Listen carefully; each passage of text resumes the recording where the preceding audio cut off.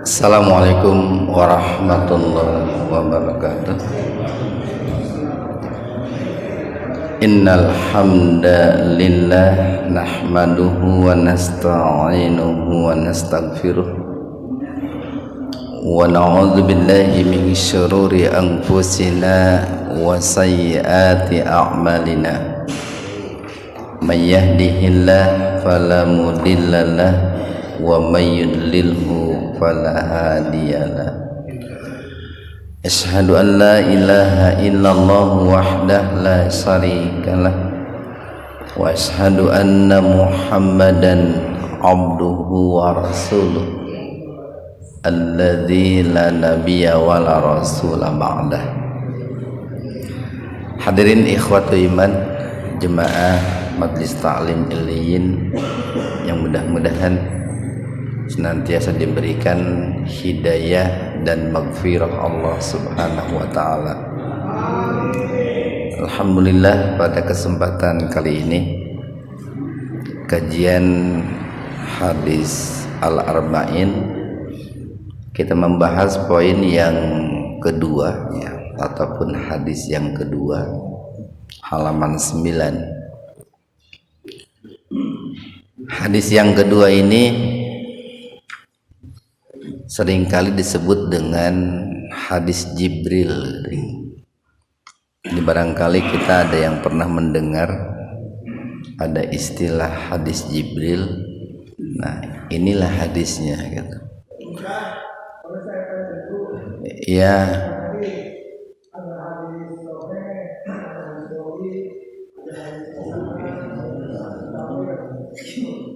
Ya, terima kasih. Jadi nanti tingkatan kualitas hadis itu berbeda-beda ya. Hadis sahih itu hadis yang benar lah. Hadis hasan itu hadis yang bagus itu. Tingkatannya di bawah hadis sahih gitu. Dan yang hasan bisa naik menjadi sahih manakala ada penguatnya gitu. Hadis dhaif itu hadis yang lemah gitu. Hadis yang lemah bisa naik menjadi hasan manakala banyak penguatnya. Banyak hadis-hadis yang lain yang semakna yang bisa memperkuat hadis yang lemah tadi. Ada hadis maudhu ya, hadis palsu gitu. Hadis palsu itu dibuat oleh manusia ya. Jadi bukan sabda Rasulullah, tapi itu hadis perkataan manusia biasa. Mungkin boleh perkataan ulama, perkataan kiai. Yang jelas bukan sabda Nabi, itu adalah hadis maudhu. Biasanya hadis maudhu ini dalam rangka menguatkan suatu golongan atau menguatkan kepentingan dirinya, kepentingan ormasnya, kepentingan partainya, atau dalam rangka menarik simpati raja, biar raja itu berikan hadiah, bikinlah hadis maudhu itu. Ada juga hadis mungqati. Hadis mungqati itu hadis yang terputus sanadnya, tidak sampai kepada Nabi. Cukup banyaklah nama-nama tingkatan hadis itu. Yang populer 3, sahih, hasan, dhaif. Minimal kita mengetahui yang 3 itu aja. Ya, terima kasih. Jadi hadis yang kedua ini dikenal dengan hadis Jibril gitu. Kenapa dikenal dengan hadis Jibril? Karena apa yang termaktub dalam hadis ini itu merupakan atau terkait dengan hal-hal yang ditanyakan oleh Jibril alaihissalam. Jadi Jibril datang menghampiri Rasulullah sallallahu alaihi wasallam dan bertanya tentang beberapa hal. Nah, hal-hal yang ditanyakan oleh Jibril ini merupakan 3 pilar agama Islam gitu ya. Jadi kalau muncul sebuah pertanyaan, apa 3 pilar agama Islam itu? Pertama adalah iman, yang kedua adalah Islam, dan yang ketiga adalah ihsan. Iman itu berkaitan dengan keyakinan, Islam berkaitan dengan ta'abudiyah itu atau peribadatan, sementara ihsan itu berkaitan dengan keakhlakan. Kalau saya ibaratkan begini, bicara iman itu ibarat pangkal sebuah pohon, akar sebuah pohon, atau pondasi sebuah bangunan. Dan ini harus kokoh, betul, harus kuat. Ketika akar sebuah pohon tidak kuat, akan mudah roboh ketika tertebak angin.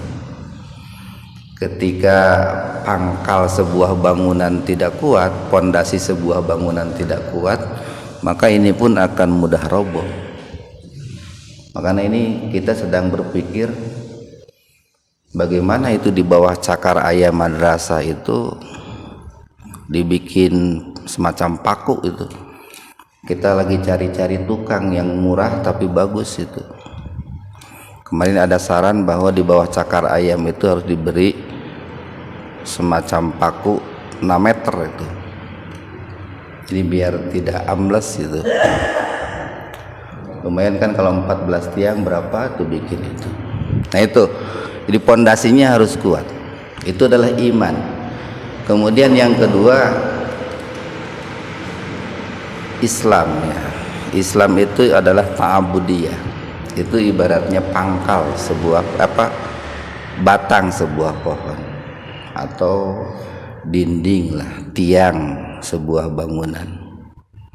Kemudian yang ketiga adalah ihsan.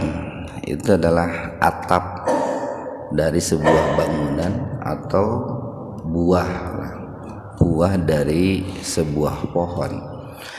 Nah, ketiga-tiganya harus ada gitu, harus ada. Suatu bangunan baru dikatakan bangunan kalau terdiri dari pondasi, tiang atau dinding dan juga atap. Sebuah pohon baru dikatakan sempurna manakala pohon itu akarnya bagus, batangnya bagus, buahnya juga bagus. Nah, begitu pula keislaman seseorang baru dikatakan sempurna atau istilahnya kafah gitu. Itu manakala akidahnya lurus, ibadahnya juga istiqomah, dan akhlaknya juga karimah ya, terpuji. Itulah yang disebut dengan muslim kafah itu. Nah, makanya terkait hadis yang kedua ini banyak ulama-ulama yang mengatakan tentang urgensi hadis yang kedua ini. Seperti Imam Al-Qurtubi, beliau mengatakan bahwa hadis Jibril ini yang berbicara tentang iman, Islam dan ihsan ini itu diibaratkan seperti ummul hadis, itu diistilahkannya ummul hadis, induknya dari hadis-hadis yang disabdakan oleh Rasulullah sallallahu alaihi wasallam. Ini ibarat Al-Fatihah dalam Al-Qur'an itu. Jadi kalau dalam Al-Qur'an ada ummul kitab itu, induknya surat-surat atau ayat-ayat dalam Al-Qur'an, maka dalam hadis pun ada induk hadis, ummul hadis. Nah, hadis inilah yang disebut dengan induknya hadis-hadis yang disabdakan oleh Rasulullah sallallahu alaihi wasallam. Dan ini mencakup secara garis besar seluruh ajaran Islam itu, Pak. Jadi seluruh ajaran Islam ini dirangkum oleh hadis ini, atau poros ajaran Islam ini ada dalam hadis ini. Nah, makanya kita perlu untuk memahami dan mempelajari, mengamalkan hadis ini. Ikhwanu fiddin arsadakumullah, an Umar radhiyallahu anhu an dari Umar maksudnya adalah Umar bin Khattab radhiyallahu, mudah-mudahan Allah ridho kepadanya, aidon juga gitu Pak. Kenapa pakai aidon? Kan kemarin hadis yang pertama itu pun jalur periwayatannya melalui Umar bin Khattab. Cuman kemarin diistilahkannya itu Amirul Mukminin Abi Hafsin Umar bin Khattab. Nah makanya di sini dalam rangka meringkas an Umar radhiyallahu an aidon, dari Umar mudah-mudahan Allah ridho kepadanya, dari Umar juga hadis ini gitu.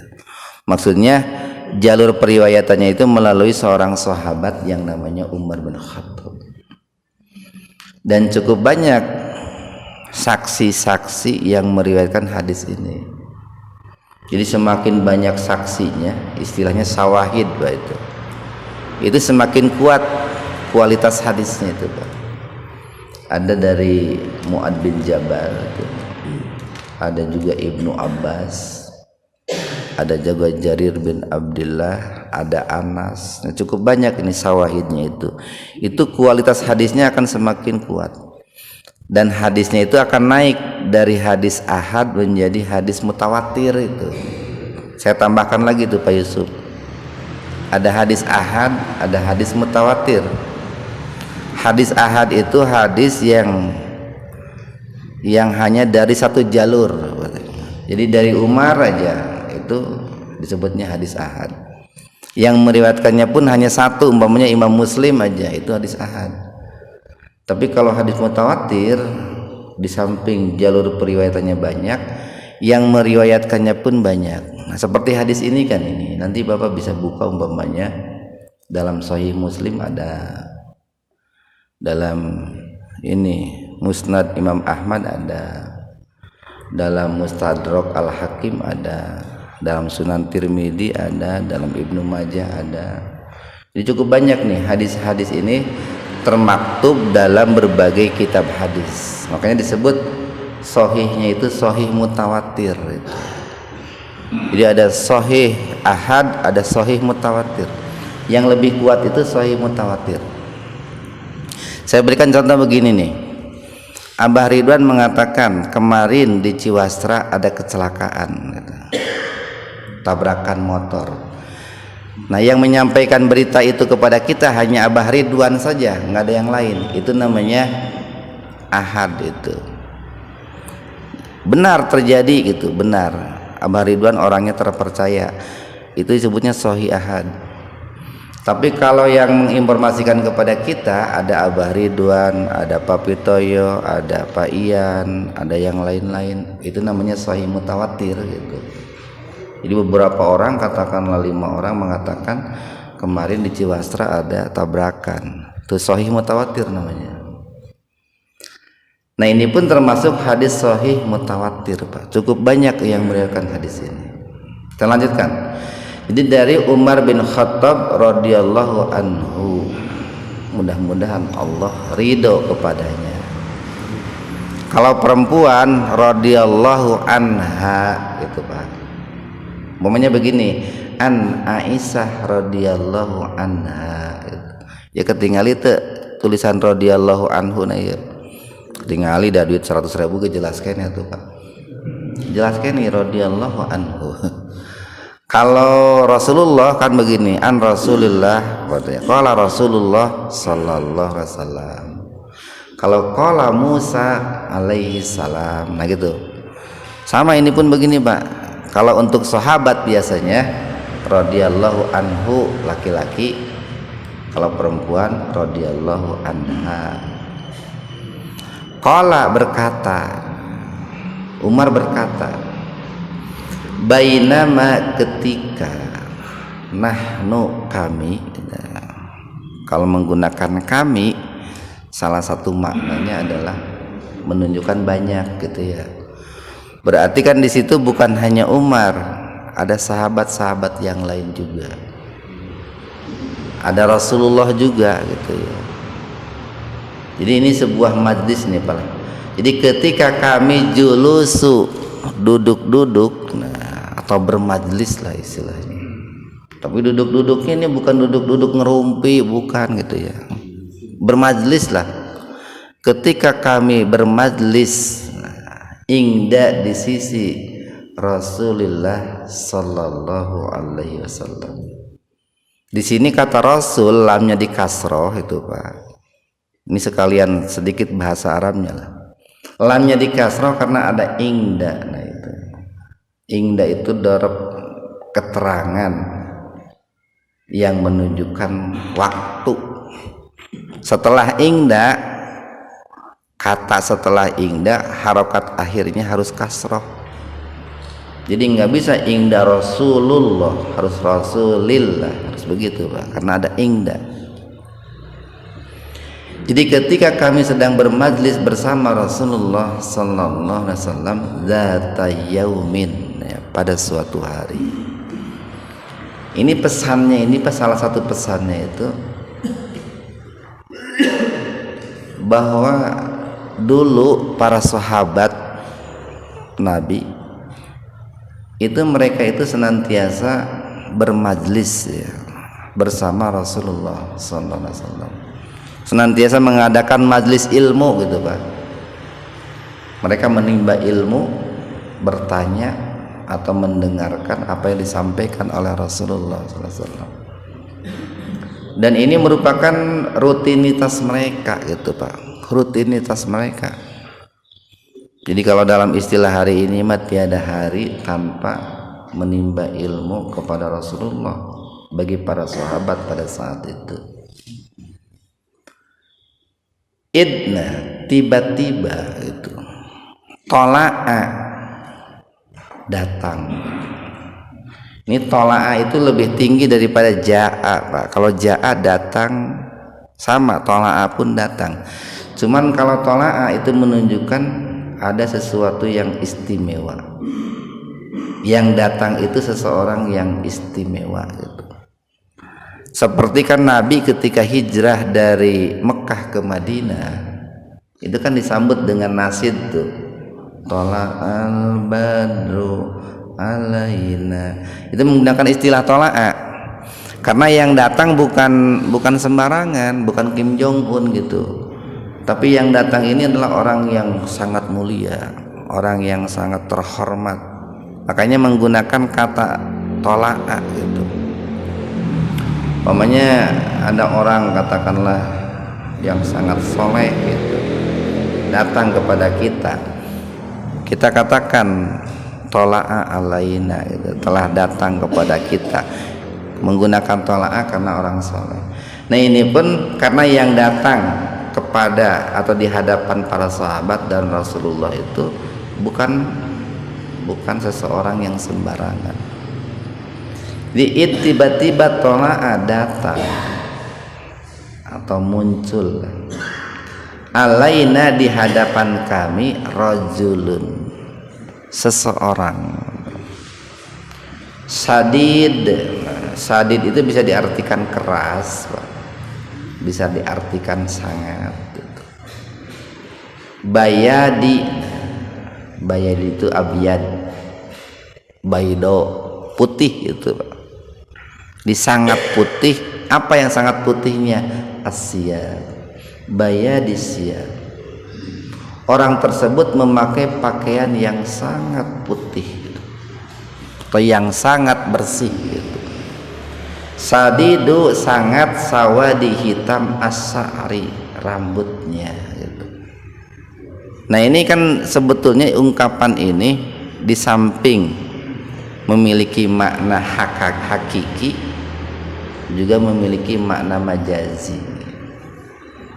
Makna hakikinya betul-betul bahwa orang yang datang di hadapan para sahabat dan juga Rasulullah itu memakai pakaian yang sangat putih, yang sangat bersih, dan rambutnya pun sangat hitam. Itu makna hakikinya. Makna majazinya itu mengisyaratkan bahwa ketika gitu Pak nih, ini pesan yang ingin disampaikan nih, bahwa ketika kita menghadiri suatu majlis, kita itu harus segar gitu Pak, harus bugar, harus semangat gitu, memakai pakaian yang rapi ya itu Pak, yang sopan gitu. Ya datang ke pengajian pakai kaos sangsang gitu, pakai kolor gitu. Jadi harus serius gitu, mau menimba ilmu agama itu harus menunjukkan keseriusan gitu.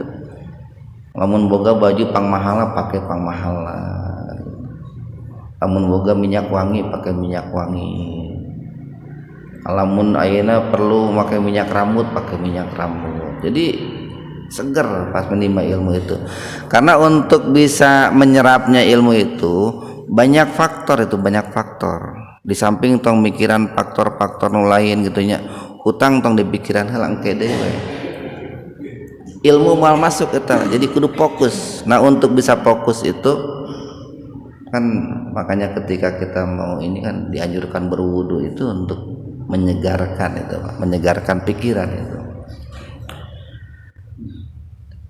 Dan ini menunjukkan bahwa kenapa menggunakan sangat yang datang itu memakai pakaian sangat putih dan berambut hitam.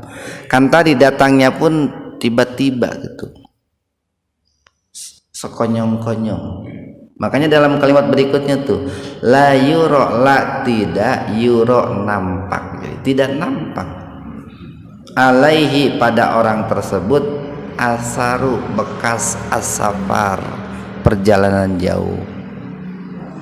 Kan kalau orang melakukan sebuah perjalanan jauh biasanya kan ini Pak, pakaiannya kusut mungkin Pak, kucel gitu kan, mungkin rambutnya pun acak-acakan gitu, tidak rapi, gimbal gitu Pak, penuh dengan debu, mungkin wajahnya juga mungkin tidak cerah gitu. Jadi betul-betul pada wajah seseorang yang datang pada saat itu tidak nampak bahwa dia itu habis melakukan perjalanan jauh. Makanya tadi kalimatnya pun tiba-tiba muncul gitu, jadi nggak kelihatan yang datang itu dari mana asalnya, siapa namanya, dari kampung mana, itu belum diketahui, tiba-tiba muncul aja dengan penampilan yang rapih gitu. Wala dan tidaklah ya'rifuhu ya, ada yang mengetahui orang tersebut, minna di antara kami, ahadun seorang pun. Jadi kata Umar itu di antara kami yang hadir bermajlis bersama Rasulullah itu tidak ada yang tahu siapa nama yang datang itu, dari mana asalnya, apa keperluannya. Jadi orang baru lah, tidak biasa bermajlis bersama Rasulullah sallallahu alaihi wasallam.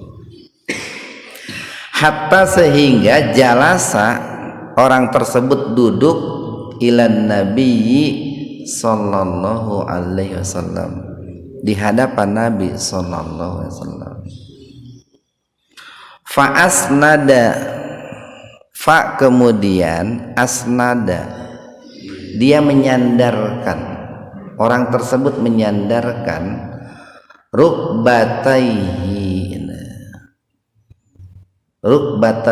kedua lututnya, ila kepada rukbataihi kedua lutut Nabi sallallahu alaihi wasallam. Jadi orang yang datang itu tiba-tiba menghampiri Nabi, kemudian kedua lututnya itu ditempelkan dengan kedua lutut Nabi, bahkan hampir menyandarkan kedua lututnya kepada kedua lutut Rasulullah sallallahu alaihi wasallam.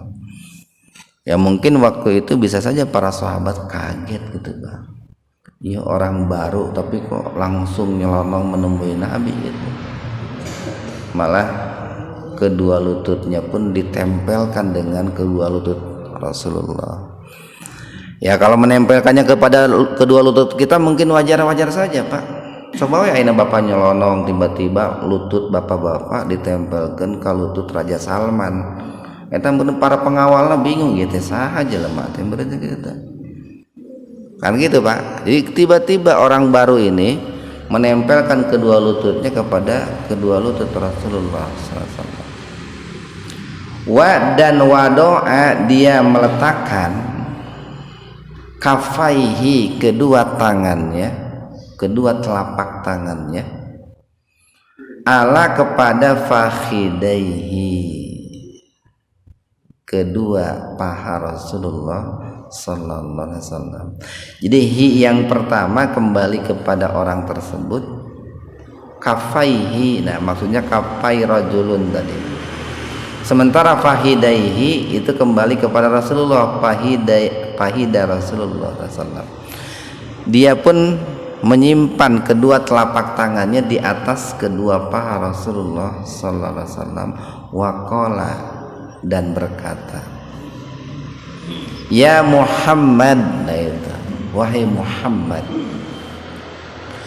akhbirni, nah non akhbir itu Pak, khobar Pak, berita, informasi, jelaskan gitu.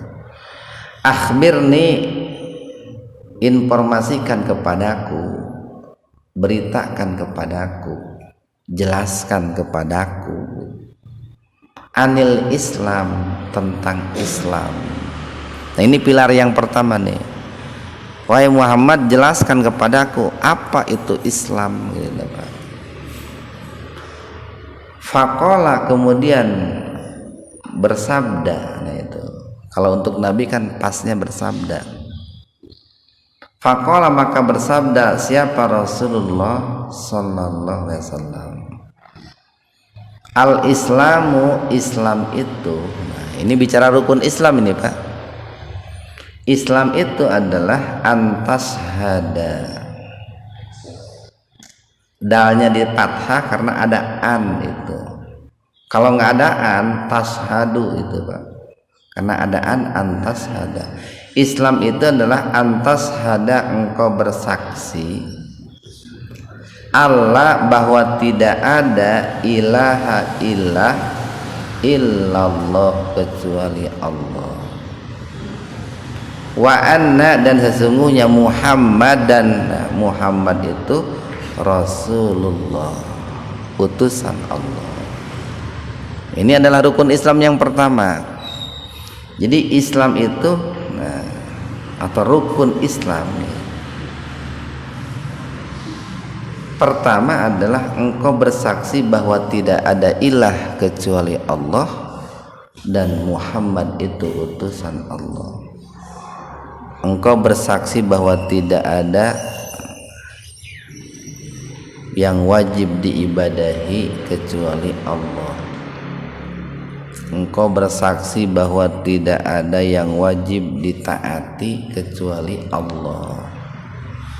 Engkau bersaksi bahwa tidak ada yang wajib ditakuti kecuali Allah. Engkau bersaksi bahwa tidak ada yang wajib menetapkan hukum kecuali Allah. Engkau bersaksi bahwa tidak ada yang wajib diminta pertolongan kecuali Allah. Engkau bersaksi bahwa tidak ada yang wajib dicintai, diagungkan kecuali Allah. Dan engkau pun bersaksi bahwa Muhammad itu utusan Allah.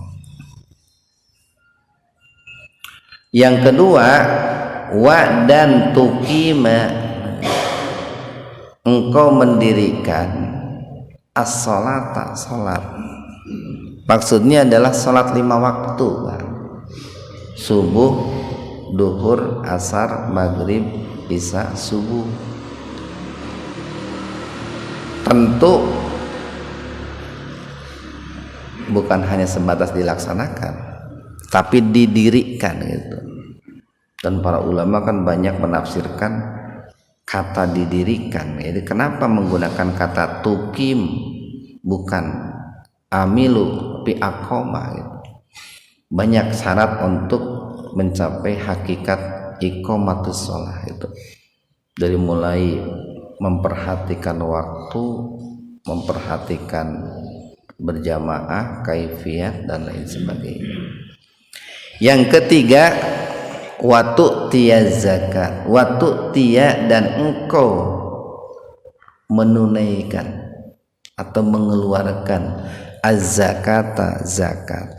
Nah di sini menggunakan kata tu'tiya karena ketika orang berzakat itu harus memberikannya secara lahir dan batin. Jadi bukan hanya memberikan secara lisan tapi batinnya tidak. Bukan hanya memberikan dengan tangannya tapi batinnya tidak gitu. Kan ada orang itu yang lisannya memberi, batinnya tidak. Saya mah meresoten sugan we milih saya gitu. Hek teu milih cokot deui teu jadi dicokot deui sumbangan teh. Mau jadi kulantaran didinya tara muji saya gitu tuh. Eta berarti memberikannya lahir saja, batinnya belum mencapai tingkat memberikan. Ada orang yang memberi tapi meremehkan gitu, menghina orang yang diberi, berarti dia belum tu'tiya zakat, tapi baru u'tu zakat, memberi zakat. Jadi ketika memberi zakat itu lahiriah batiniyah kita, hati, tangan, lisan itu harus memberikan. Yang keempat, watasuma dan engkau harus melaksanakan saum Ramadana selama sebulan di bulan Ramadan. Yang kelima, wa dan tahujja, engkau beribadah haji al-baita, ke tanah suci. Ini kita doakan saudara kita Ustaz Marwan mau melaksanakan umroh hari ini, mudah-mudahan ada dalam kelancaran. Jadi engkau menunaikan ibadah haji in jika istata'ta, itu engkau memiliki istita'ah, kemampuan, baik kemampuan batiniyah atau kemampuan lahiriah, baik kemampuan ruhaniyah ataupun kemampuan jasmaniyah. Kalau dalam bahasa ajengan mah kemampuan fisik, kemampuan pesak, kemampuan ilmu agama. Ilaihi sabila, untuk melakukan perjalanan berkunjung ke rumah Allah itu. Nah, jadi untuk rukun Islam yang kelima ada syarat istita'ah.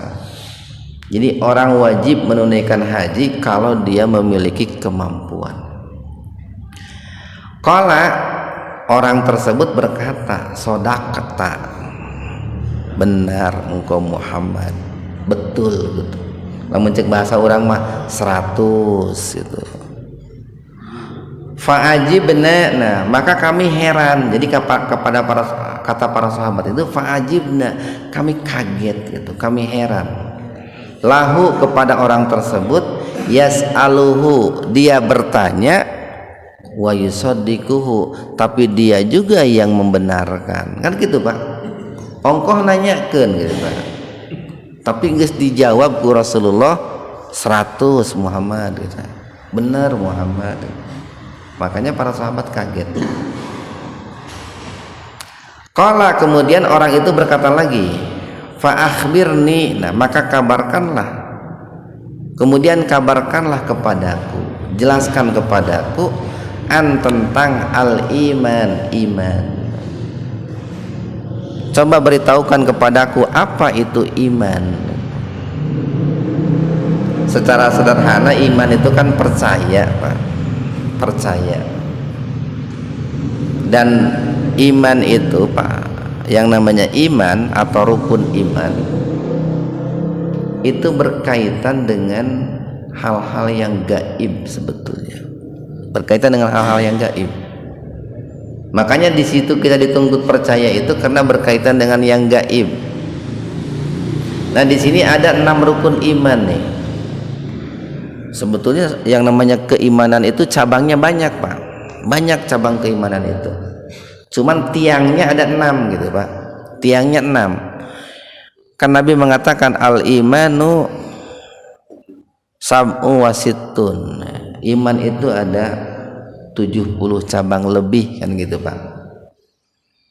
Iman yang paling kuat atau yang merupakan fondasinya adalah kalimat la ilaha illallah.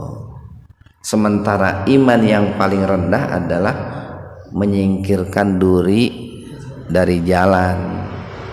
Barangkali ada orang lain gitu khawatir menginjak duri. Nah itu adalah iman itu. Nah di sini bicara tentang rukunnya Pak, tiangnya. Jadi kalau dikatakan bahwa iman itu 60 atau 70 cabang lebih, itu kan punya tiang-tiang. Nah tiangnya itu yang 6 itu yang kita sebut dengan rukun iman. Qala Nabi menjawab, iman itu adalah, nih kita lanjutkan, antuk mina, engkau percaya, yakin. Ada an, makanya tu'mina bukan tu'minu karena ada an Pak. Yang tentu untuk bisa beriman itu harus didasari dengan ilmu dulu Pak. Orang tanpa ilmu tidak akan percaya. Kalaupun percaya dia tidak akan yakin, ragu.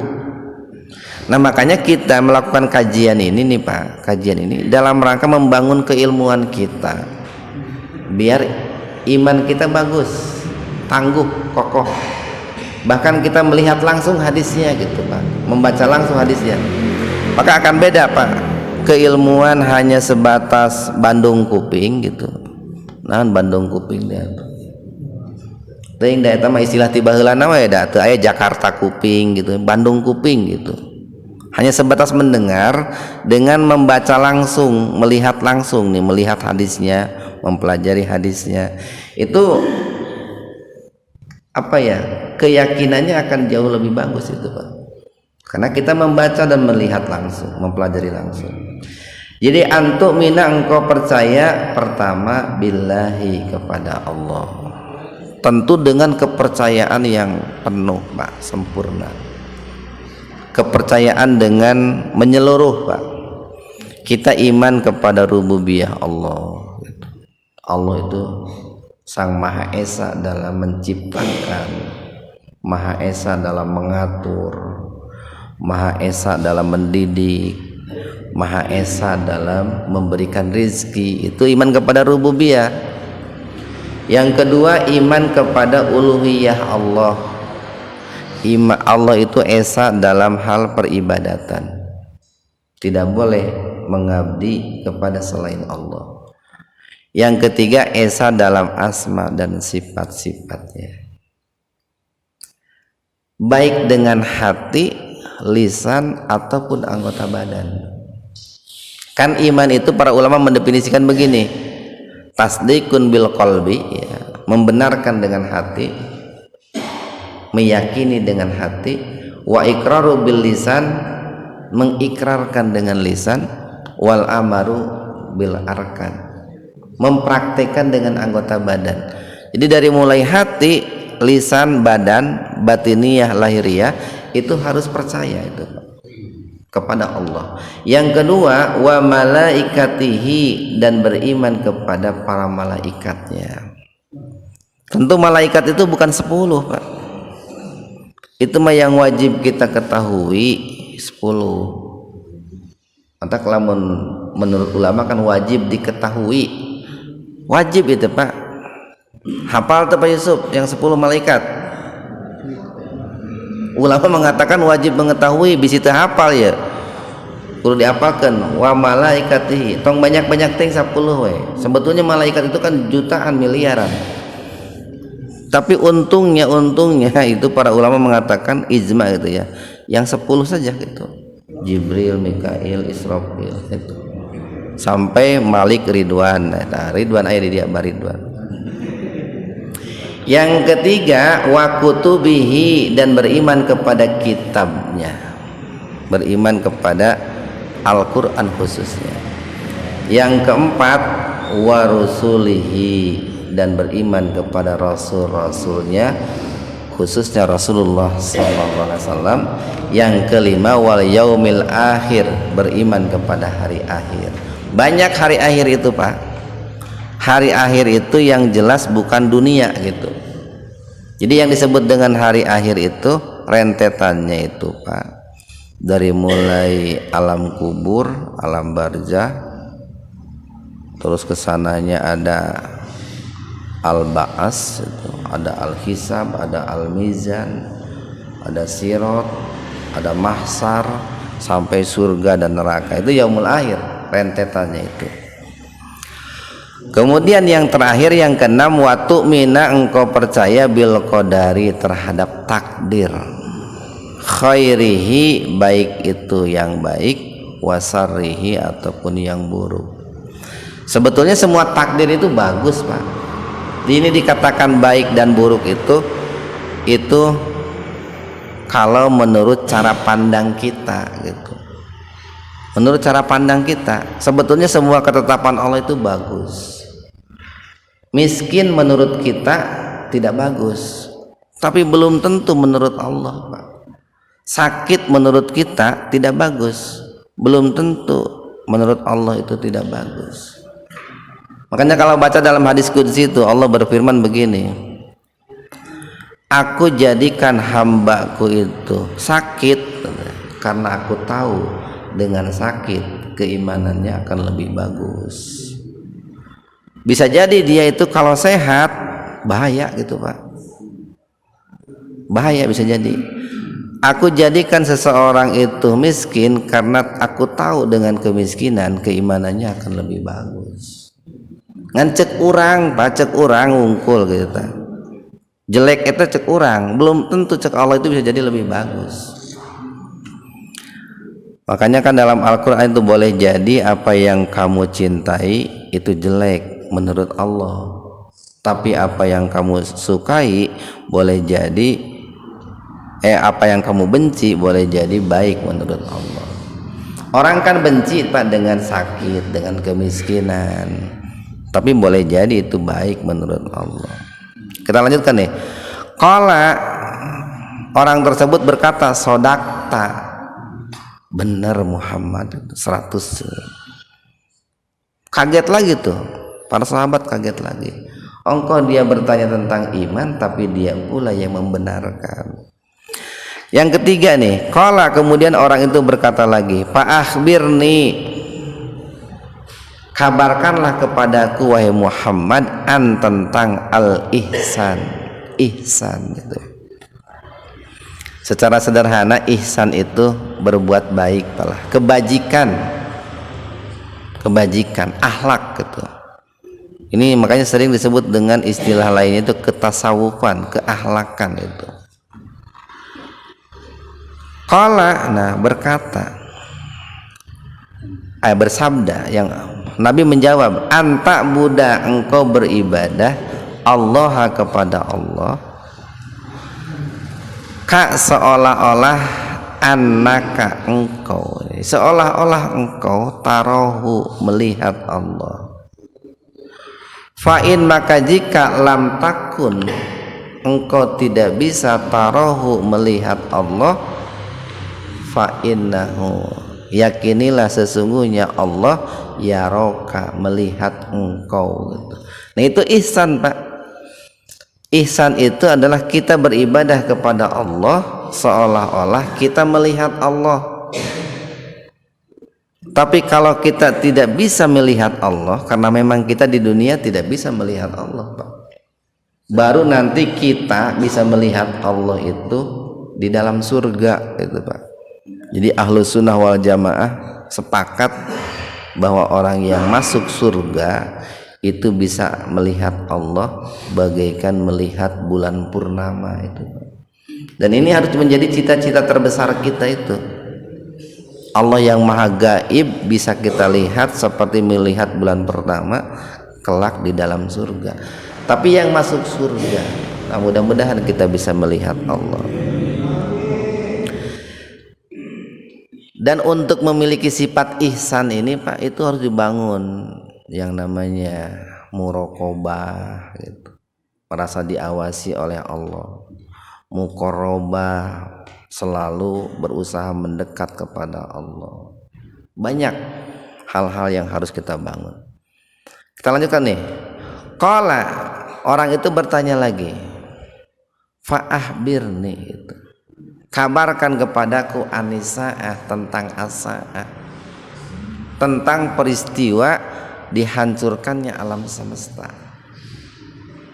Qala, Nabi menjawab, mal mas'ul, mak tidaklah al mas'ul yang ditanya, anha, tentang hal itu, bi'a'lama, lebih mengetahui, minasail, daripada orang yang bertanya. Orang yang nanya lebih tahu daripada orang yang ditanya gitu. Maksudnya mah harusnya Anda lebih tahu daripada saya.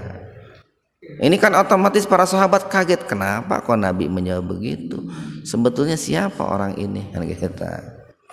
Karena tiba-tiba ketika Nabi ditanya tentang as-saah, peristiwa berakhirnya alam semesta, Nabi malah balik bertanya. Yang bertanya lebih tahu daripada yang ditanya. Jadi sekelas Nabi saja tidak tahu, Pak, yang namanya kiamat gitu ta. Ayeuna kan lomba dukun geuning aralapan. Kiamatnya bakal poe anu tanggal saanu gitu nya. Sekelas Nabi Muhammad ditanya ku Jibril nggak tahu itu. Qala, berkata orang tersebut, fa'akhbirni, coba jelaskan kepadaku, beritahukan kepadaku, an, dari amarotiha, tanda-tandanya saja gitu Pak. Tanda-tanda hari kiamat itu seperti apa gitu, alamatuha. Qala, Nabi menjawab, antalidal amanatu, cirinya bahwa kiamat itu sudah dekat, peristiwa dihancurkannya as-saah sudah dekat, yaitu ketika antalida, melahirkan siapa, al amanatu, budak hamba sahaya, robbataha,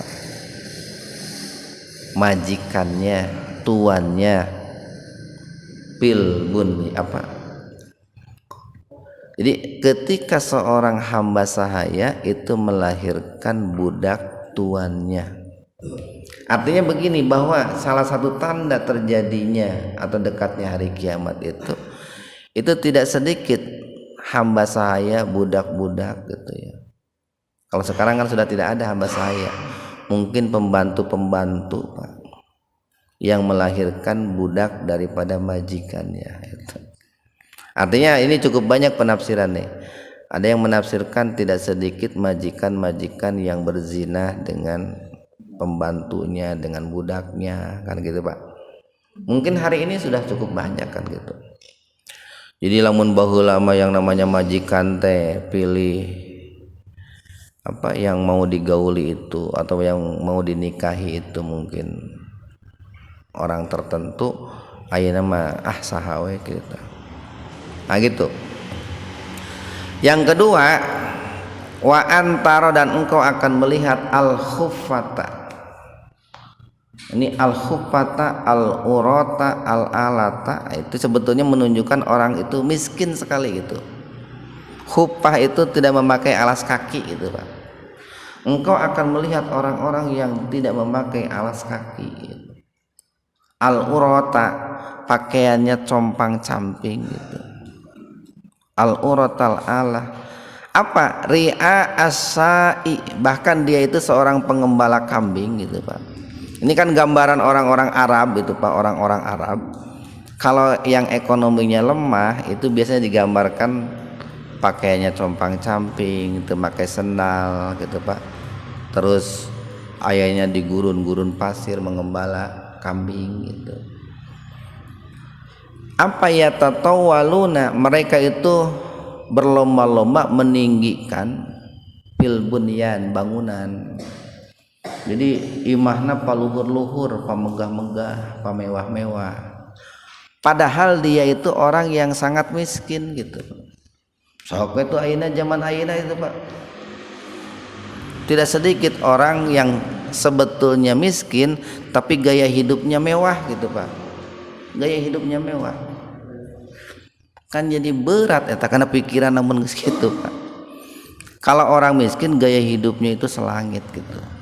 Makanya dalam hadis qudsi kan Allah mengatakan, aku mencintai orang kaya, orang miskin yang tawadu, yang rendah diri, rendah hati.